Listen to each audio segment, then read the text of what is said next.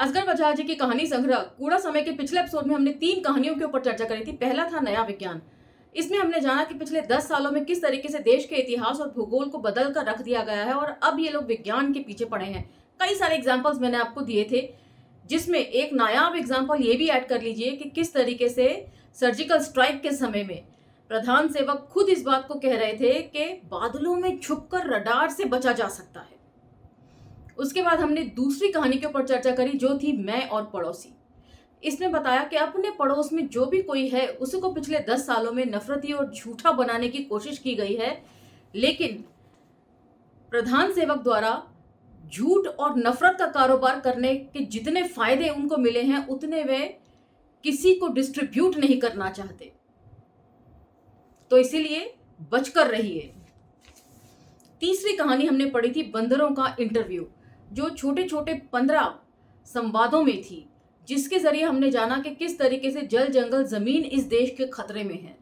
न केवल जीव जंतु और फूल पौधे ही खतरे में हैं नायाब किस्म के, बल्कि वहां पर रहने वाले आदिवासी समुदाय भी खतरे में हैं। उनको बेदखल करने की भरपूर कोशिश की जा रही है व्यवस्था के द्वारा।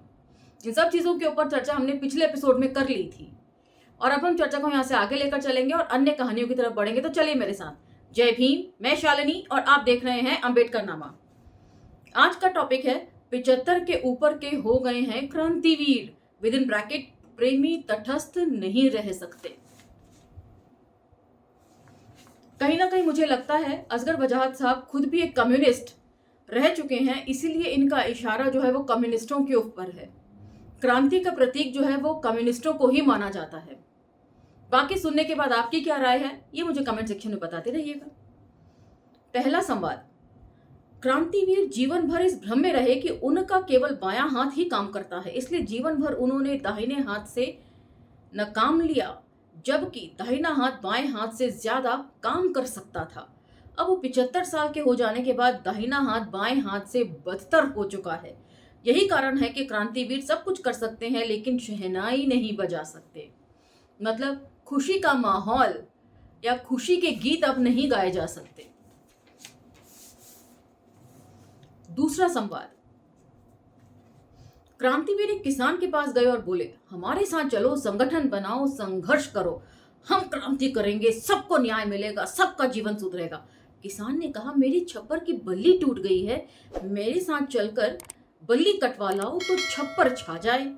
क्रांतिवीर ने कहा, क्या मूर्खता वाली बातें कर रहे हो, कहाँ क्रांति कहाँ छप्पर।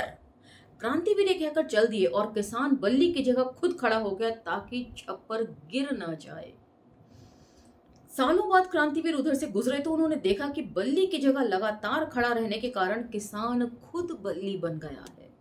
क्रांतिवीर उसे क्रांतिकारी भाषण देने लगे। किसान बोला, कॉमरेड, तुम जो कुछ कह रहे हो बिल्कुल ठीक कह रहे हो, लेकिन अब मैं चाहूं भी तो तुम्हारे साथ नहीं जा सकता। क्रांतिवीर का मन किया किसान का हाथ पकड़कर घसीट लें, पर यह सोचकर ऐसा नहीं किया कि उससे छप्पर गिर जाता और दोनों उसके नीचे दब जाते। किसान की बदतर हालत पर भी फोकस करती है ये कहानी और साथ ही साथ ये संवाद जो है वो कम्युनिस्टों के ऊपर भी करारा थप्पड़ मारती है। कहाँ कम्युनिस्टों को क्रांति का प्रतीक माना जाता था, कहाँ एक समय था जब कम्युनिस्टों ने दुनिया भर में क्रांति करी। सिर्फ इस देश की बात नहीं है। और आज जब सब जगह तानाशाह आ गए हैं तो क्रांतिकारी जो है वो बिल्कुल चुप करके बैठ गए हैं और ये पूरी दुनिया में आप देख सकते हैं, सिर्फ भारत की बात नहीं है।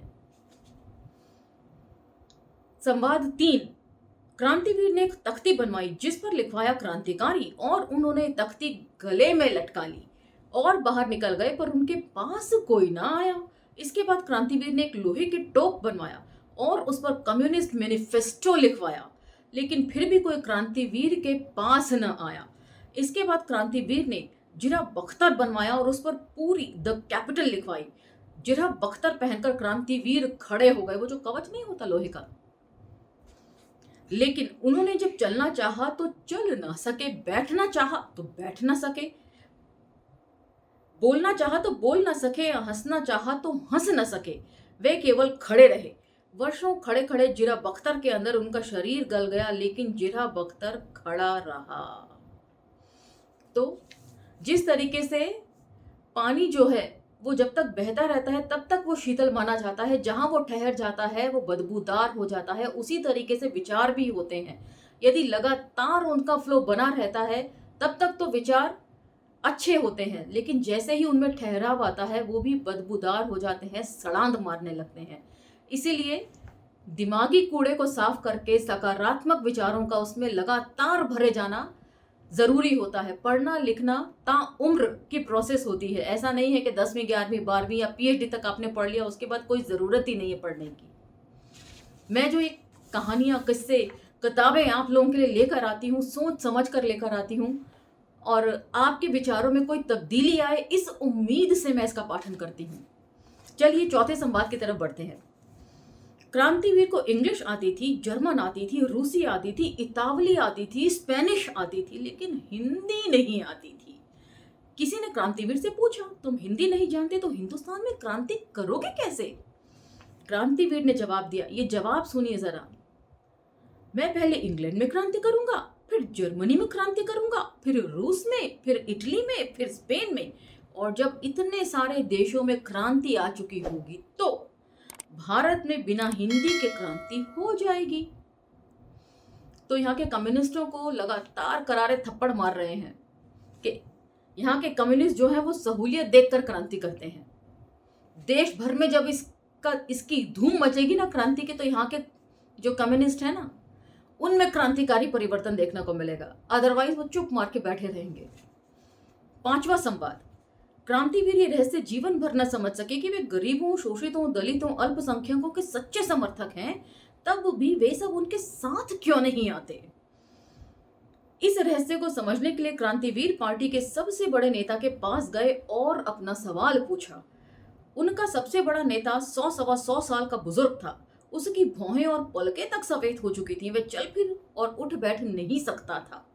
उसने क्रांतिवीर का सवाल सुना, क्या हमारा दर्शन गलत है कॉमरेड? नहीं कॉमरेड, क्रांतिवीर घबरा गए। क्या हमारी पार्टी गलत है? नहीं नहीं, क्रांतिवीर फिर गिड़गिड़ाए, जाओ काम करो, बकवास मत करो। क्रांतिवीर काम करने लगे। लंबे समय तक जब उन्हें अपने सवाल का जवाब न मिला तो होते हुआते एक दिन में एक ज्योतिषी के पास पहुंचे और अपना सवाल पूछा। ज्योतिषी ने कहा, 5.25 रुपए निकालो तो बताऊं। क्रांतिवीर ने 5.25 रुपए ज्योतिषी के हाथ पर रख दिए। तो क्रांति और ज्योतिष विद्या साथ साथ नहीं चल सकती। भारतीय कम्युनिस्टों के बुर्जुआपन की तरफ ये इशारा कर रहे हैं। जब तक दिमाग से बुर्जुआपन नहीं जाएगा तब तक क्रांति भी संभव नहीं है। बहुत सारे स्टेट थे जहां 25-25, 30-30 सालों से कम्युनिस्टों की ही सरकारें चल रही थी। आखिर वे क्यों धराशायी हुई? क्या इसकी तरफ भी वो लोग सोच विचार या मंथन करते हैं? नहीं करते तो उन्हें करना चाहिए। क्या त्रिपुरा, क्या पश्चिम बंगाल। छठा संवाद। क्रांतिवीर ने एक रात स्वप्न में कार्ल मार्क्स को देखा, पर आश्चर्य की बात है कि कार्ल मार्क्स ने शेव कर रखी थी। हम सब जानते हैं कि कार्ल मार्क्स की हम जब भी तस्वीर देखते हैं तो एक लंबी दाढ़ी उनकी दिखाई देती है उनकी तस्वीरों में। क्रांतिवीर ने कहा, प्रभु ये आपने क्या कर डाला? कार्ल मार्क्स बोले, ये मैंने नहीं तुम लोगों ने किया है। तो कहने का मतलब ये है कि आजकल जो है ना वो संघर्ष की सूरत बदल गई है। मार्क्सिस्ट लोग अपने आप को कहते तो हैं, कम्युनिज्म की बात तो करते हैं, बेशक बड़े बड़े मैनिफेस्टो पढ़ लो, उससे क्या फर्क पड़ता है यदि उसका इंप्लीमेंटेशन ना हो। यही बात यहां पर समझे जाने की जरूरत है। सातवां संवाद। क्रांतिवीर बहुत दिनों से अंडरग्राउंड नहीं हुए थे। उन्हें यह बात कुछ अजीब लगती थी। एक रात जब वे पत्नी के साथ बिस्तर में लेटे थे तो बोला, सुनो कॉमरेड, बहुत दिनों से अंडरग्राउंड नहीं हुए। पत्नी बोली, चुपचाप लेटे रहिए, मुझे नींद आ रही है। तो ये कम्युनिस्टों की वैचारिक शून्यता भी दिखाता है। इतने आराम पसंद ये लोग हो गए हैं। पहले जब ये लोग संघर्ष करते थे, क्रांति का बिगुल फूंकते थे, तो जगह जगह क्रांति होती थी, हजारों का हुजूम इनके साथ जुड़ जाया करता था। और कई बार तो प्रशासन से बचने के लिए या व्यवस्था से बचने के लिए इन्हें अंडरग्राउंड भी होना पड़ता था। लेकिन आजकल ऐसा कुछ करने की जरूरत नहीं पड़ती क्योंकि कम्युनिस्ट कुछ करते ही नहीं है। मेरी समझ में तो कम से कम यही सारी चीजें आ रही हैं। आपकी समझ में क्या आ रहा है मुझे कमेंट सेक्शन में जरूर बताइएगा।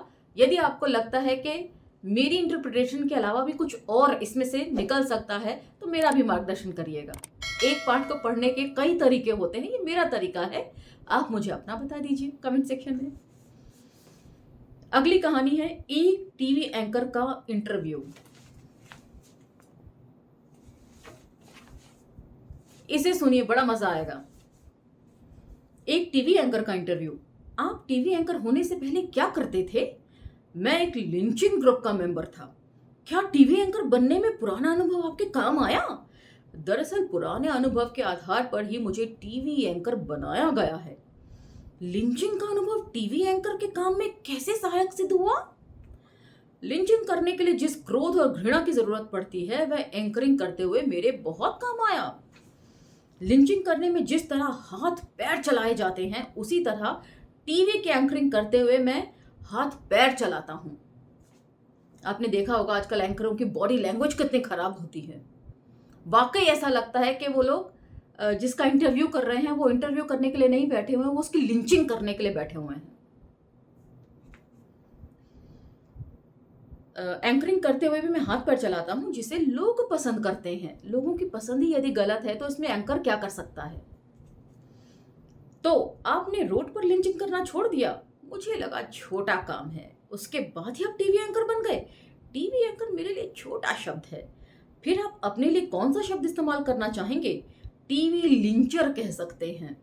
तो आप टीवी पर कौन सा प्रोग्राम करते हैं? वही जो पहले सड़क पर करता था। मतलब आप पहले लिंचिंग करते थे और अब जो आप करते हैं उसमें तो काफी फर्क है। नहीं, कैसे? पहले हम सब मिलकर किसी एक आदमी की लिंचिंग करते थे। जरा आप इंटरप्रिटेशन सुनिए। पहले हम सब मिलकर किसी एक आदमी की लिंचिंग करते थे, और अब मैं अकेला लाखों लोगों की लिंचिंग कर देता हूं। मतलब वैचारिक लिंचिंग। विचारों को हाईजैक कर लेता हूं, लाखों करोड़ों लोगों के दिमाग को कैप्चर कर लेता हूं, अकेला ही, टीवी के जरिए, एंकरिंग के जरिए। तो कितना करारा व्यंग्य कर रहे हैं व्यवस्था पर, और साथ ही साथ उस व्यवस्था में सहयोग करने वालों पर भी। जो लोग टीवी देखते हैं और बड़ा एंजॉय करते हैं उस बॉडी लैंग्वेज को, उस बकवास को, उन्हें जरा अपने दिमाग का भी इलाज करना चाहिए। इसी पेशे में बने रहेंगे या भविष्य में कुछ और करने का इरादा है? राजनीति में जाने का इरादा है। चुनाव लड़ने के लिए टिकट मिल जाएगा? हाँ, क्यों नहीं। जब लिंचिंग के लिए टिकट मिल गया था, तो चुनाव के लिए क्यों नहीं मिलेगा? आपका इस बारे में क्या ख्याल है? अगेन मुझे कमेंट सेक्शन में जरूर बताइएगा। इसी के साथ आज का ये एपिसोड समाप्त होता है। उम्मीद है आपको ये सभी बातें समझ में आ रही होंगी और आप लोग अपने आप को मंथन भी अपना करने की कोशिश करेंगे। अब मुझे आज्ञा दीजिए, मिलते हैं अगले एपिसोड में अगली कहानियों के साथ, अगले डायलॉग्स के साथ। तब तक विचार मंथन जारी रखेगा और इन वीडियोस को लाइक, शेयर, सब्सक्राइब करना भी मत भूलिएगा। अब मुझे आज्ञा दीजिए। जय भीम, नमस्कार।